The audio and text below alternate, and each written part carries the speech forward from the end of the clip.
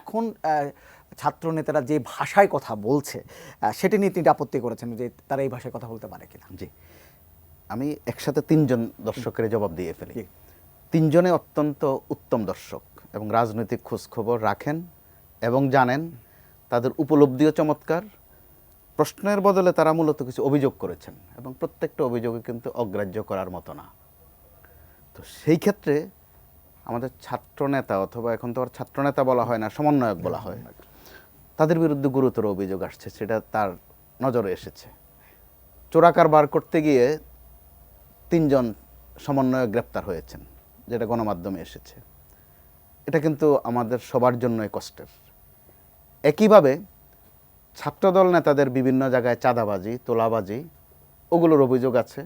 সর্বশেষ টাটকা ঘটনা হচ্ছে এলিফ্যান্ট রোডের একটি ঘটনায় তারা ছাত্রদল নেতাদেরকে ছাড়াতে থানায় পর্যন্ত গিয়ে, নিউ মার্কেট থানায় গিয়ে উৎপাত করেছে। তো এগুলো কারোর জন্য সুখকর খবর না। তো এরকমটা চলতে থাকলে যদি এমনটা মনে করা হয় যে সরকার ত্যক্ত বিরক্ত হয়ে খুব দ্রুত নির্বাচনটা দিয়ে চলে যাবে, এরকম মোটা চিন্তা যদি কারো থাকে, সেটা ভুল হবে, সঠিক হবে না। এর বিকল্প কিছু তো হতে পারে। বিএনপির উদ্বেগের সেটাও কিন্তু একটা কারণ। তারা স্পষ্ট করেই বলছে যে যত দিন যাচ্ছে নানান উপাদান যোগ হচ্ছে। আপনি উপাদানগুলো দেখেন কতগুলো মোটা দাগের। আসলো যে আগে সংসদ নির্বাচন নাকি আগে স্থানীয় নির্বাচন, এটার ফয়সালা মোটামুটি হয়ে গেছে।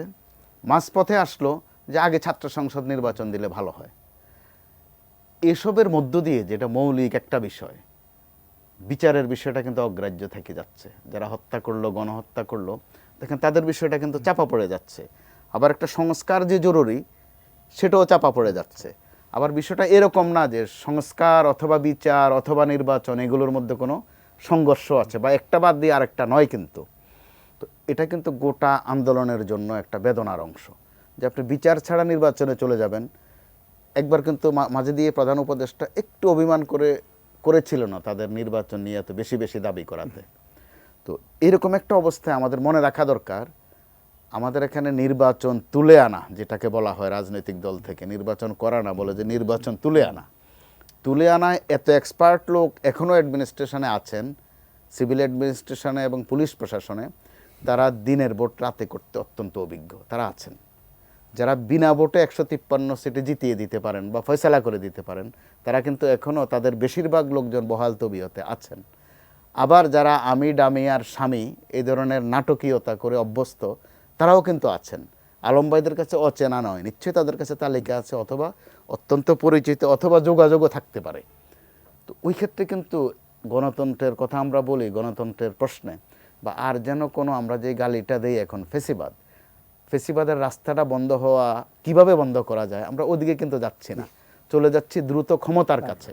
বিএনপির যে অবস্থা এখন, তারা ক্ষমতায় আসবে ওইরকম একটা রিহার্সাল কিন্তু আছে। কিন্তু এই রিহার্সালের মধ্যে তারা ডিস্টার্ব বোধ করছে। সেটা হচ্ছে ছাত্রদের দিক থেকে একটা, আবার ছাত্ররা যা করছে ওইটাও দুঃখজনক। অর্থাৎ বিএনপি যদি একা জিততে চায় বিপজ্জনক হবে, অথবা ছাত্রদেরকে হারাতে চায় ওটাও বিপজ্জনক হবে, অথবা কেউ যদি সরকারকে ব্যর্থ করতে চায় এটাও সবার জন্যই বিপজ্জনক হবে। সানবিট সব দিবে সামাল। সানবিট ম্যাজিক প্রেস ডিশওয়াশিং এর মাথা ঘোরানো সলিউশন। এখানে কেউ কাউরে বাদ দিয়ে বা মাইনাস করে নিজে নিজে জয়ী হওয়ার বাস্তবতা কিন্তু এখন নেই। এটা মাথায় নিতেই হবে। নিজেরাও বলছেন যে ভারত সুযোগ নিচ্ছে, তো ভারত নিবে, ওটা তো স্বাভাবিক। আমি মোটেও এটাকে ষড়যন্ত্র মনে করছি না। ওইটা ভারতের কূটনীতি এখন, যে এখানে ডিস্টার্ব করা। তাদের পছন্দের সরকারটির এরকম পরিণতি তারা স্বপ্নেও ভাবে নাই, কল্পনায়ও ভাবে নাই। তো এরকম একটা অবস্থার প্রতিশোধ তারা নেবে, সেটা তো একেবারে স্বাভাবিক। রাজনীতি বলেন আর কূটনীতি বলেন, ষড়যন্ত্র না ভেবে ওইটা এক নিষ্ঠুর বাস্তবতা। ওই বাস্তবতা আপনারা আলম ভাইরা বা ছাত্ররা যত মেনে নেবে, যত বিবেচনায় রাখবে, বোধে রাখবে, আমাদের এই 3 দর্শকের প্রশ্নের সারাংশ সম্ভবত ওটাই। আমি নাজিমুদ্দিন আলম আপনার কাছে আসবেন। দর্শকদের প্রশ্ন নিয়েই যদি বলি, একজন দর্শক প্রশ্ন করেছেন যে নির্বাচনের জন্য বিএনপি এত কেন উতলা হয়ে যাচ্ছে। আরেকজন বলেছেন যে বিএনপি বিভিন্ন জায়গায় তার তিনি চাঁদাবাজি, বিভিন্ন মাস্তানির অভিযোগ তিনি করেছেন। এই অভিযোগটি কিন্তু আছে।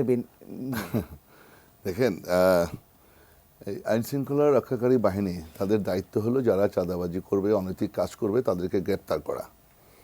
এবং বিভিন্ন জেলায় উপজেলায় সেনাবাহিনীও মোতায়েন আছে। তো সে ব্যাপারে তাদের পদক্ষেপ নেওয়াটা জরুরি। আমরা কোনো চাঁদাবাজি যারা করবে বা অনৈতিক কাজ করবে, যেগুলো আমাদের নলেজে আসছে, আমাদের পার্টির হাইকমান্ড, আমাদের অ্যাক্টিং চেয়ারম্যান তিনি অন্তত 1000 এক্সপেল করেছে।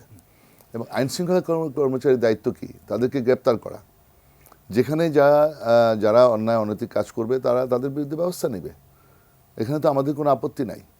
কিন্তু আরেকটা কথা আসছে যে আমরা সরকারে গেলে আমরা নিয়ন্ত্রণ করতে পারবো কিনা। তখন আমাদের একটা পার্লামেন্ট থাকবে, জবাবদিহিতা থাকবে, প্রত্যেকটা এলাকায় এক একজন এমপি থাকবে, মন্ত্রী থাকবে, একটা নির্বাচিত সরকার থাকবে। সেখানে যদি কোনো রকম কেউ দুষ্টামি করে, ফাজলামি করে, যার এলাকায় করবে তার দায়িত্ব, জবাবদিহিতা থাকবে। তা নাহলে আবার 5 বছর পরে আওয়ামী লীগের চেয়ে খারাপ পরিণতি হবে বিএনপির, যদি আমরা সেরকম কিছু করি।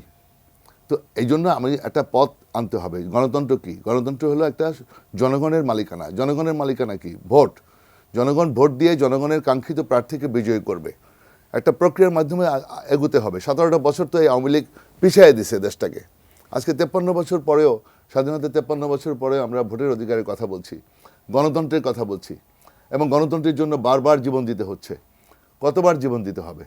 তো এখন যদি আপনার যদি সুষ্ঠু নির্বাচন, নিরপেক্ষ নির্বাচন না হয়, জনগণের মালিকানা ফিরে না আসে, আবার যদি মনে করেন কোনো রাষ্ট্রীয় পৃষ্ঠপোষকতায় কোনো পার্টিকে প্যাট্রোনাইজ করা হয়, তখন আমরা আবার তত্ত্বাবধায়কের জন্য, নিরপেক্ষ তত্ত্বাবধায়ক সরকারের জন্য আন্দোলন করতে আবার মাঠে নামবো, আবার জীবন দিতে হবে, আবার রক্ত দিতে হবে। তো এটা তো আমরা চাই না। আমরা চাই সম্মিলিতভাবে একটা মাফিয়া সরকার বিদায় হয়েছে, গণতন্ত্র হত্যাকারী বিদায় হয়েছে, লুটপাটকারী বিদায় হয়েছে। এখন আমরা একটা সুষ্ঠু ভোটের মাধ্যমে আসব, একটা প্রক্রিয়ার মাধ্যমে। যদি আবার সেই পথ, আওয়ামী লীগের পথ, যদি যেই সরকার আসবে তারা যদি ওই পথ অনুসরণ করে, তার আস্থা করে নিক্ষিপ্ত হবে, একই পরিণতি হবে। সুতরাং একটা জনগণের হাতে ক্ষমতা যেতে হবে, জনগণের মালিকানা জনগণের কাছে ফিরে আসতে হবে। আর আপনি যদি আমরা দ্রুত কেন করছি, দ্রুতর কথা কেন বলছি, কারণ আওয়ামী লীগের মাফিয়া সরকারের আপনার দোসররা কিন্তু এখনো বিভিন্ন জায়গায় বসা আছে। এটা কিন্তু সুন্দরভাবে তাদের বিচার কার্য হচ্ছে না, তাদের ব্যাপারে তদন্ত চলছে না। আপনার তারা কিন্তু অনেকেই বহাল তবিয়তে আছে, কি পয়েন্টে বসে আছে, এগুলো নিয়ে আমরা একটু শঙ্কিত। তো এই জন্য বিভিন্ন রকমের ষড়যন্ত্র চক্রান্ত কিন্তু চলছে। তো এই জন্য আমরা চাচ্ছি যে একটা সুষ্ঠু ভোটের মাধ্যমে জনগণের মালিকানা ফিরে আসুক, গণতান্ত্রিক রাষ্ট্র পরিচালিত হোক, দেশটা সুন্দরভাবে এগিয়ে যাক।